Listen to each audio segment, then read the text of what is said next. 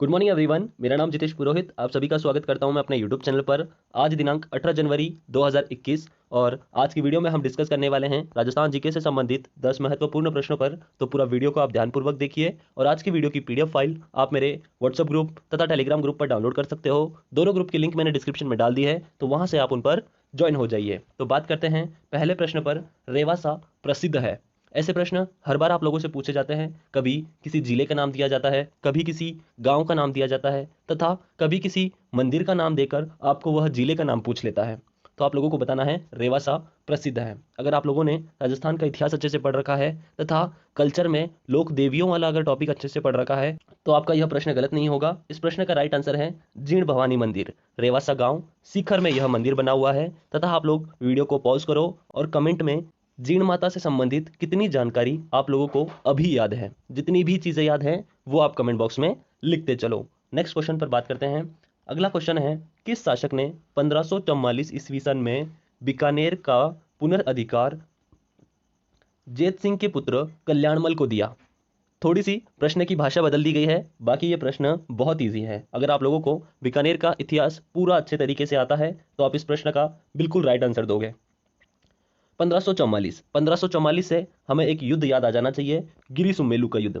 प्रश्न मेरा आप लोगों से, यह युद्ध किन के मध्य हुआ था तथा इस युद्ध में कौन से शासक की जीत हुई और कौन सा शासक पराजित हुआ? कमेंट करके बताओ मुझे इनका नाम। तथा इस प्रश्न का राइट आंसर है शेरशाह सूरी। अगर मैं आप लोगों को थोड़ी सी जानकारी दे दूं तो आप लोगों को पता होगा मारवाड़ के शासक थे राव मालदेव।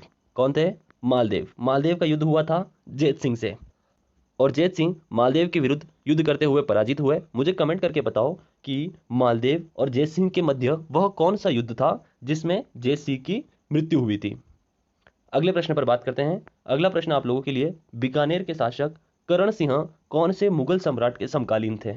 यह प्रश्न जयपुर के इतिहास से संबंधित बहुत बार पूछा जा चुका है, तो इसीलिए मैंने बीकानेर से संबंधित भी आप लोगों के लिए प्रश्न रखा है। अगर आप लोगों को आंसर आता है तो कमेंट जरूर करें तथा वीडियो को पॉज करें और इसके साथ साथ जितनी भी जानकारी आप लोगों को पता होती है वह भी आप कमेंट करते चलें। इस प्रश्न का राइट आंसर है शाहजहां और औरंगजेब। शाहजहां और औरंगजेब के समकालीन कौन थे? करण सिंह थे। एक प्रश्न आप लोगों से पूछना चाहूंगा, औरंगजेब ने करण सिंह को कौन सी उपाधि दी थी? कमेंट करके जरूर बताना अगर आप लोगों को अभी याद है तो, वरना बुक्स में देखकर तो आप कभी भी बता सकते हो। बात करते हैं अगले प्रश्न पर। सोमदेव नामक कवि किस राजा के दरबारी थे? बहुत ही इंपॉर्टेंट प्रश्न है, कई बार पूछा भी जा चुका है। अगर आप लोगों ने पहले पेपर दिए हैं तो आपको इसका प्रश्न जरूर आता होगा और इस प्रश्न का राइट आंसर है विग्रहराज चतुर्थ। विग्रहराज चतुर्थ के दरबारी कौन थे? सोमदेव थे। सोमदेव ने कौन सा ग्रंथ लिखा था? कमेंट करके बताओ। तथा इन्हीं के साथ एक और इनका दरबारी था, उसका भी नाम अगर आप लोगों को याद है तो वो भी कमेंट करते चलो। बात करते हैं अगले प्रश्न पर। अगला प्रश्न, झीलों की नगरी किस शहर को कहा जाता है?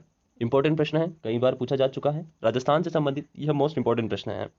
बहुत सारे विद्यार्थी इस प्रश्न का आंसर कोटा लगा देते हैं क्योंकि वह चंबल को रिलेटेड रखते हैं, लेकिन पूछा गया है झीलों की नगरी। झील सबसे ज्यादा हमारे यहाँ पर उदयपुर में है तथा सबसे ज्यादा नदियों का जो उद्गम स्थान है वो भी अपना उदयपुर ही है। इसके अलावा उदयपुर से संबंधित और क्या क्या जानकारी आप लोगों को पता है, जैसे उदयपुर किस राज्य के साथ सीमा लगाता है तथा उदयपुर संभाग में कितने जिले आते हैं, कौन कौन से जिले आते हैं, और उसी के साथ साथ उदयपुर के कुछ महल भी पूछे जाते हैं। तो ये चीज़ें अगर आप लोगों को याद है तो कमेंट करते चलें, ताकि आप लोगों का कितना रिवीजन इन प्रश्नों से होता है ये भी आप लोगों को पता चलता जाएगा। मैंने प्रश्न इतिहास के भी लिए हैं, कुछ भूगोल के भी लिए हैं और कुछ प्रश्न कल्चर से संबंधित भी है। मेरा प्रयत्न यही है कि बस कम समय में आपका रिवीजन होता रहे। बात करते हैं अगले प्रश्न पर। राजस्थान का स्कॉटलैंड किसे कहा जाता है? इंपॉर्टेंट प्रश्न है और आंसर देते समय हम हड़बड़ी में गलत आंसर लगाते हैं। बहुत सारे विद्यार्थी भिलवाड़ा कहते हैं, लेकिन भिलवाड़ा को राजस्थान का मैनचेस्टर कहा जाता है।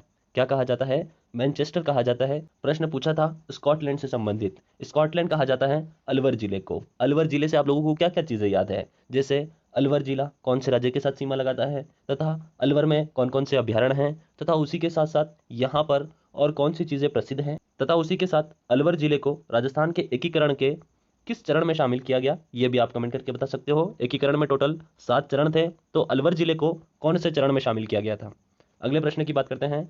अगला प्रश्न, कुंभलगढ़ दुर्ग के शिल्पी कौन थे? इंपॉर्टेंट प्रश्न है, कुंभलगढ़ दुर्ग किसने बनवाया तथा उसके साथ यह कौन से जिले में है तथा उसके साथ साथ यह दुर्ग क्यों प्रसिद्ध है। उसके साथ एक और प्रश्न आप लोगों से, क्या कुंभलगढ़ दुर्ग यूनेस्को की विश्व धरोहर की सूची में शामिल है या नहीं है? कमेंट करके जरूर बताना। कुंभलगढ़ दुर्ग के शिल्पी हैं मंडन। मंडन यह किस शासक के दरबारी शिल्पी थे, यह भी आप मुझे कमेंट करके बता सकते हो। तथा आप लोगों को याद है कि मंडन ने बहुत सारे ग्रंथ लिखे हैं, तो इन ग्रंथों के बारे में हम किसी अगली वीडियो में डिस्कस करेंगे। बस आपको उन ग्रंथों का भी नाम याद रखना इंपॉर्टेंट हो जाता है। बात करते हैं अगले प्रश्न पर। राजस्थान में झामर कोटड़ा क्षेत्र निम्न में से किस खनिज से संबंधित है। राजस्थान में खनिजों से संबंधित एक प्रश्न जरूर पूछा जाता है और ये मोस्ट इंपॉर्टेंट टॉपिक है राजस्थान ज्योग्राफी का। जैसे राजस्थान में लौह अयस्क भी पाया जाता है तथा उसी के साथ साथ मैग्नीज, चांदी, रॉक फास्फेट, सीसा जस्ता के लिए तो राजस्थान एकाधिकार ले चुका है। साथ साथ यहाँ सोना और कई प्रकार के पत्थर भी पाए जाते हैं। तो यह प्रश्न हमेशा एग्जाम में पूछा जाता है कि झामर कोटड़ा यह क्षेत्र किस खनिज के लिए प्रसिद्ध है। तो आप लोगों को याद रखना है यह रॉक फास्फेट के लिए प्रसिद्ध है। और झामर कोटड़ा अगर आप लोगों से पूछ ले यह कौन से जिले में आता है, तो आपको याद रखना है यह उदयपुर जिले में आता है। बात करते हैं अगले प्रश्न पर।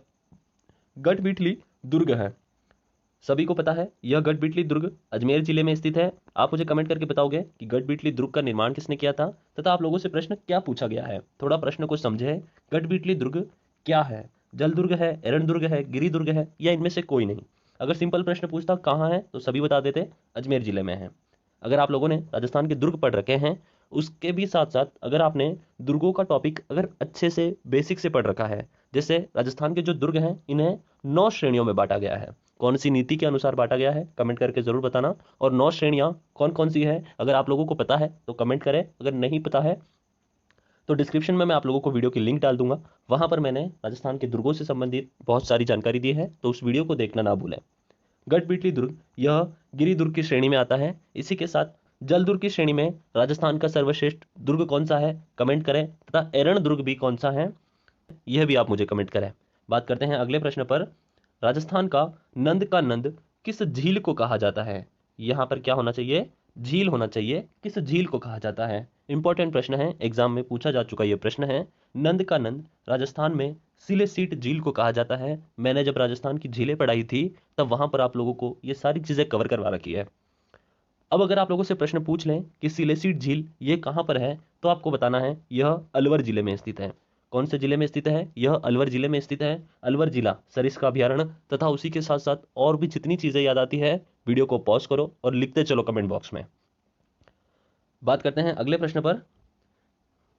यह प्रश्न मैंने आप लोगों के लिए रखा है ताकि आप भी थोड़ी जनरल नॉलेज को अच्छे से पढ़ सको। यह प्रश्न थोड़ा करंट का है तो इसे आप अच्छे से याद करो। Federation international the football association मतलब क्या होता है, फीफा। कई बार आप लोगों से फीफा का फुल फॉर्म भी पूछ लिया जाता है, इसीलिए याद करना चाहो तो याद कर लो या आपने कहीं नोटबुक में इसे नोट कर लो। प्रश्न आप लोगों से है, फीफा के अध्यक्ष कौन है। 4 ऑप्शन दिए गए हैं, अपना आंसर मुझे कमेंट बॉक्स में जरूर बताएं। 10 मिनट 10 प्रश्न, लेकिन उसके साथ साथ बहुत सारा रिवीजन आप लोगों का हुआ होगा। अगर आप लोगों को वीडियो अच्छी लगी है तो एक लाइक जरूर कर दें, इसे अपने दोस्तों में शेयर करें। अगर आप लोग इस चैनल पर नए हो तो चैनल को सब्सक्राइब करना ना भूलें, पास बने हुए बेल आइकन को प्रेस कर दें ताकि जब भी वीडियो आए आप लोगों को नोटिफिकेशन मिलता रहे। वीडियो यहीं पर समाप्त करता हूँ। जय हिंद, जय भारत।